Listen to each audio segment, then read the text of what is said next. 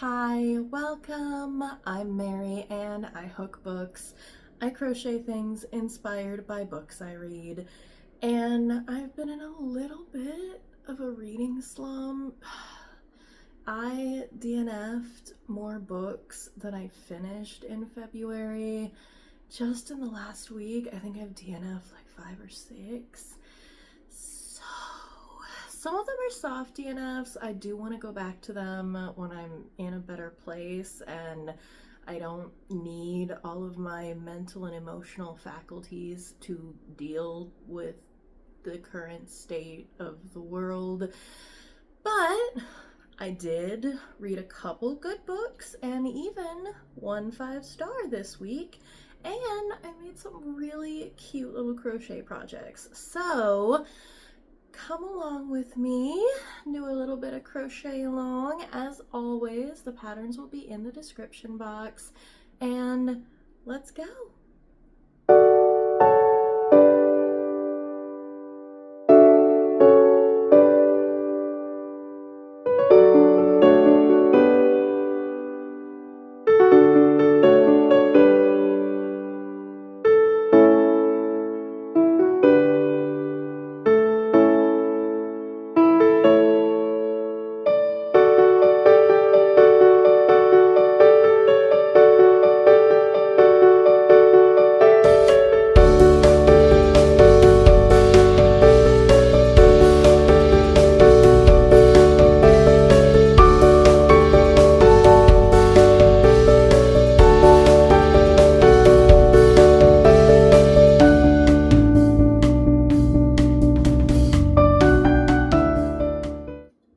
I had such a long weekend, but a good weekend.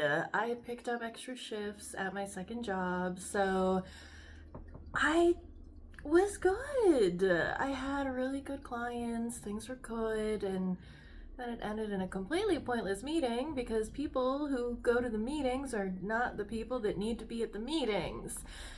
Anyway, so things were going overall pretty well. I got some packages and the kitties are currently playing with the packing paper. So, I can spend hundreds of dollars on toys and packing paper and the caps to the almond milk. Favorites, utter favorites. So I did finish Snowglobe, which is a Korean translation, and I think technically this is quote YA unquote because it's a young protagonist, but it is very dystopian. We are in a post-climate change world. We're in a post, like, the warring times is what they call it. So something bad has happened. The average outdoor temperature is negative 40 degrees Fahrenheit. And there's one city that was built on top of thermal vents with a big domed globe over it, and they call it Snowglobe.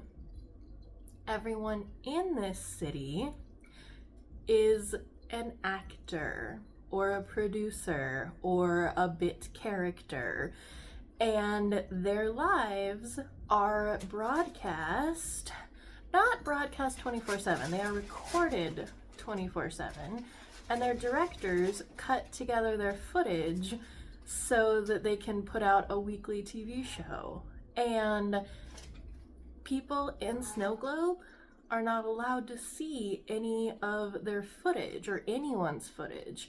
So there was even a murder show, like a serial killer show, but because of the law that you can't use any recordings that were made for the purpose of entertainment in a criminal investigation, she didn't get caught, and she was a really big actor, and so she was allowed to just go kill like 8 people.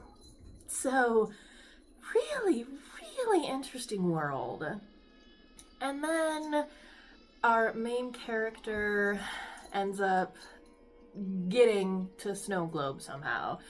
And getting involved in all these politics and this family.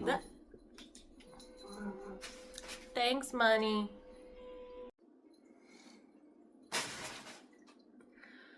Munster. I love him so much. Life is never boring when you have kitties. So our main character ends up in Snowglobe, and she gets wrapped up in this conspiracy mystery, and there's like dystopian and then like teeny bit of like sci-fi that's, I'm like, yeah, how are you gonna explain that one in the sequel, huh? But overall, it really was so good. I would not say that this is young adult. This is just good with a younger protagonist. There was a little bit of what I felt was like plot armor at like the 3/4 mark. But other than that, like the stakes were very real. The characters felt fairly real. So a very good, reflective dystopian.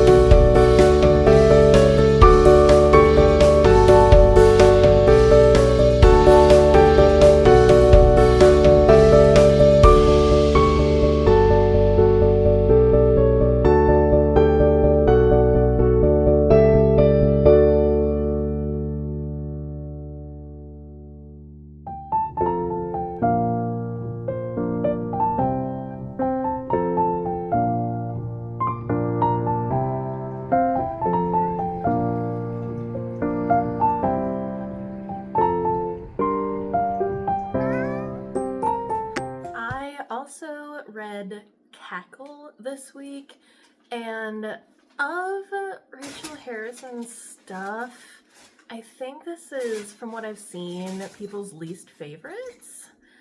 And I think it's because her other books, the supernatural elements and the horror elements, are a lot more prominent, where I would really describe this book as women supporting women and giving them the permission and the tools to seize their own power and agency. And also there's a witch. So I feel like a lot of people go into this book wanting more witchy vibes, and that's why they don't end up liking it.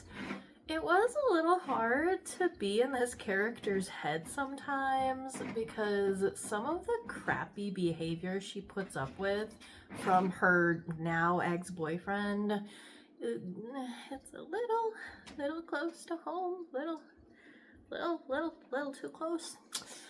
And it was also really hard listening to this, I am 30 and single, I am going to be an old spinster. I'm like, oh girl. I remember being told that in my 20s, but now well into my 30s, I'm like, hun. But I just loved the friendship of our two main female protagonists. I loved the growth that our main protagonist goes through, and I love Rachel Harrison's symbolism can be a little bit on the nose, but I really loved it.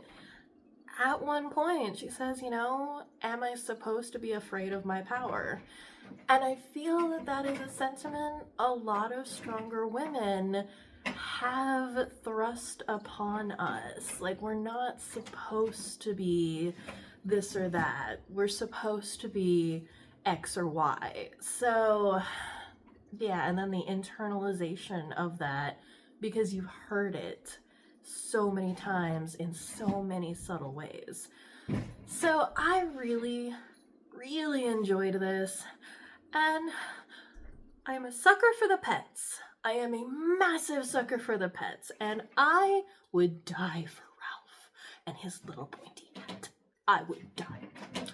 So, love this. I did not, in the beginning, anticipate giving it 5 stars because listening to a skinny 30 single woman lamenting her life was just like not vibing. But she goes through so much growth, and I love their relationship, and I love her stepping into her power and agency.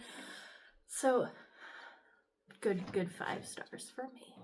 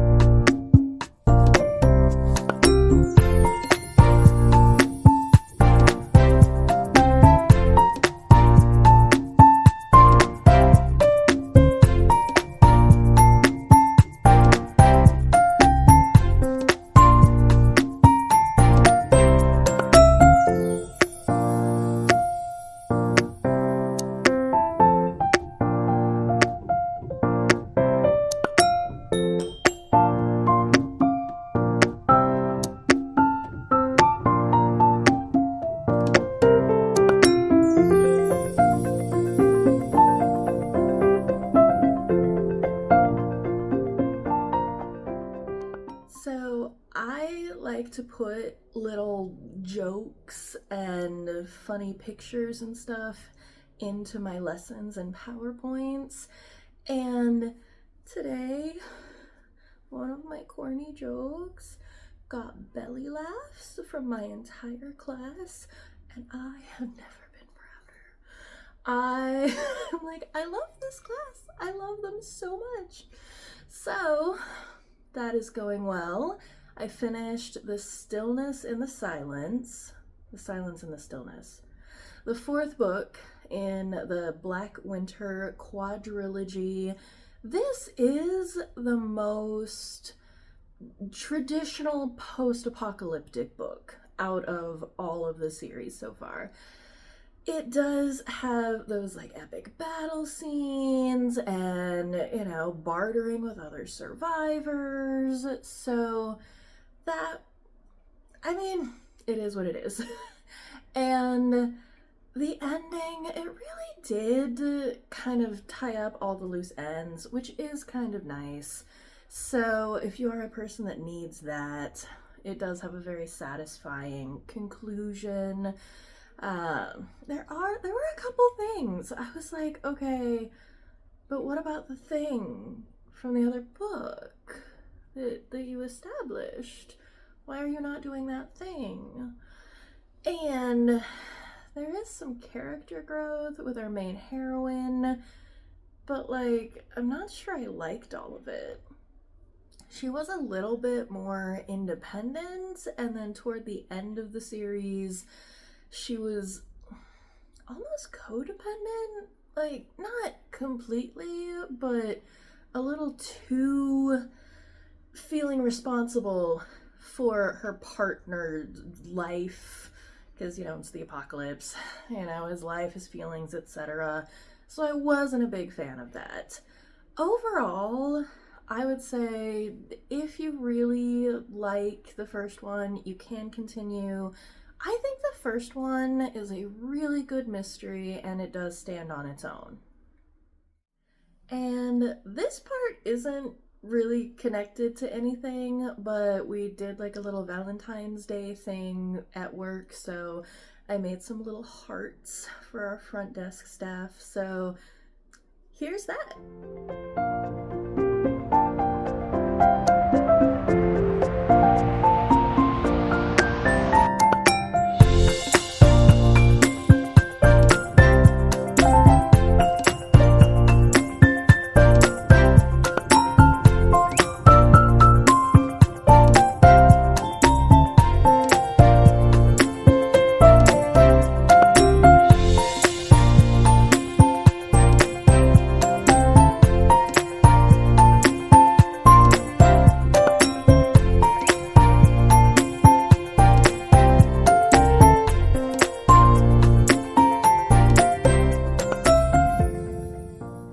Thank you for joining me for the end of February.